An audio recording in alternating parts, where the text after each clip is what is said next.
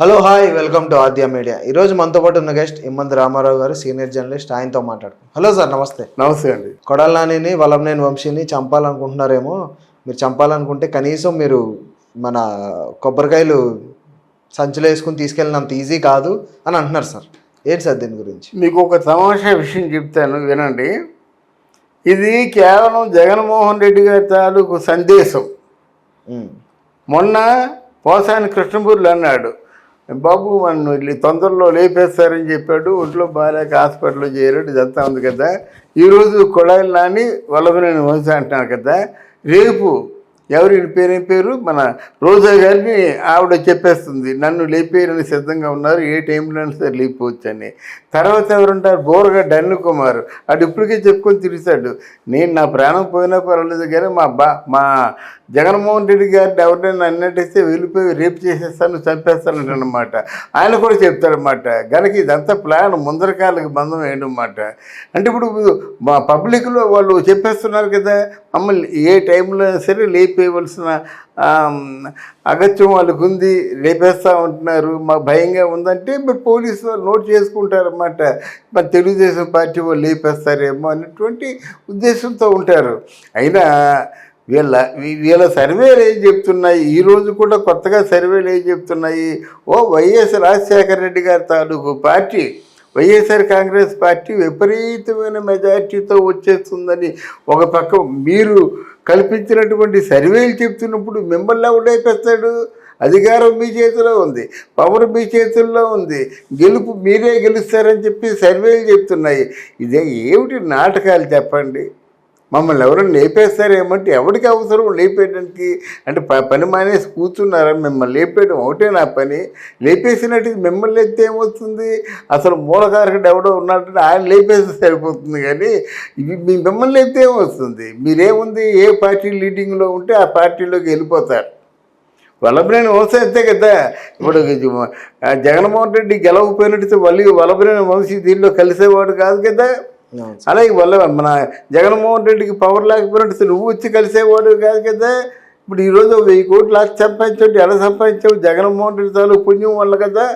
మరి పైగా లేపేస్తారేమో అని చెప్పడం ఏంటి? కొబ్బరి చెప్పలు ఏరుకున్నట్టు కాదంటే నువ్వు కొబ్బరి చెప్పలు ఏరుకున్నట్టు, తలకాయలు ఏరుకున్నట్టు నువ్వు లేపేస్తావేంటి?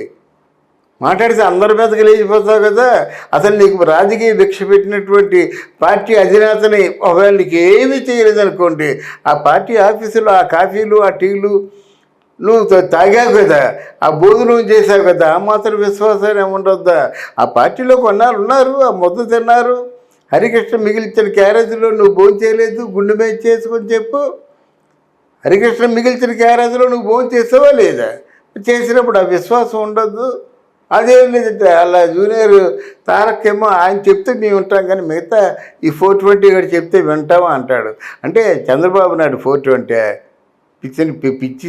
పిచ్చాల్లా మాట్లాడుకున్నట్టే భారతదేశం గర్వించదగ్గ నాయకుల్లో చంద్రబాబు నాయుడు ఒకడు, ప్రపంచం గర్వించదగ్గ మేధావుల్లో చంద్రబాబు నాయుడు ఒకడు. ఆ మాత్రం ఇంగిత జ్ఞానం లేకుండా మాట్లాడుతుంటే ఎలాగొద్ది కొడాలి అని? తప్పు కదా అది. ఊరికే మెన్నంట రుద్రాక్షమాలు వేసుకుంటావు, స్వధర్మం తెలుసా నీకు? రుద్రాక్షమాల వేసుకున్నవాడు దేవుణ్ణి ఆవహించినట్టు మాట, దేవుణ్ణి ఆహ్వానించినట్టు. రుద్రుడు అంటే ఎవరు? శివుడు. అంటే మీరు ఎంత రుద్రాక్షమాల వేసుకోవాలంటే ఏముండాలి తెలిసిన సందర్భం వచ్చింది కానీ చెప్తున్నాను. నేను కూడా రుద్రాక్షమాల వేసుకుంటాను. ఈ రుద్రాక్షమాల సత్యము, శౌచము, ధర్మము అంటే సత్యమే పలకాలి, శౌచము శుచిగా ఉండాలి. శుచిగా అంటే స్నానం చేయడం కాదు, ఆత్మశుచిగా ఉండాలి. సత్యము, శౌచము, ధర్మము.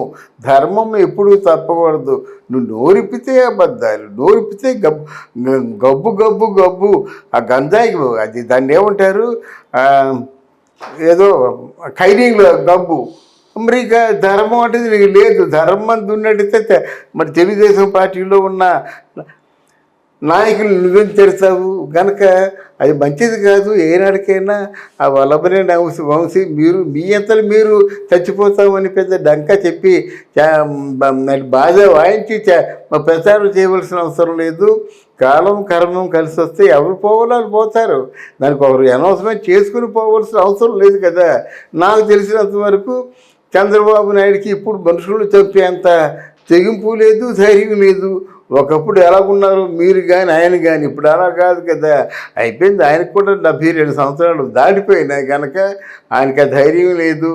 ఏదైనా వస్తే చివరిసారిగా అధికారంలోకి వస్తే రావచ్చు, లేకపోతే ముందు జీవితంలో అధికారంలోకి వచ్చే సమస్య లేదు. ఆ విషయం, ఆ సత్యాన్ని గ్రహించి ఇలాంటి మీ మీద మీరే నిందలు వేసుకోవడం, అది పోసాని కృష్ణమురళి, ఇప్పుడు మీ కొడాలి వల్లభనేని వంశీ, ఎల్లుండి రోజా, ఆ తర్వాత బూరగడ్డ అనిల్ కుమారు, వాడు ఏంటి పవరు పార్టీలో ఏమీ లేదు, ఆయనకి పార్టీకి సంబంధం లేదు. అంబేద్కరిస్ట్ అంటాడు, వాడు కత్తి నూరుతున్నానంటాడు. నేను కత్తి అంటూ చేతితో పట్టుకున్నట్టయితే కట్టడానికి ఎర్రగా పోతుంది అంటాడు.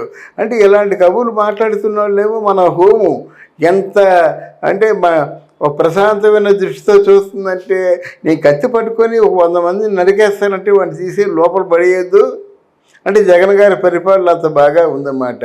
ఆ పరిపాలనలో మాటలకి అర్థం లేదు, పర్థం లేదు.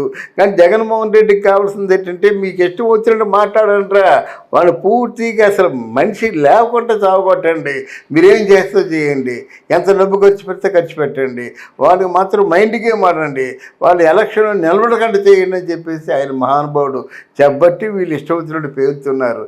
నిజానికి వీళ్ళ గురించి ప్రజలందరికీ తెలుసు.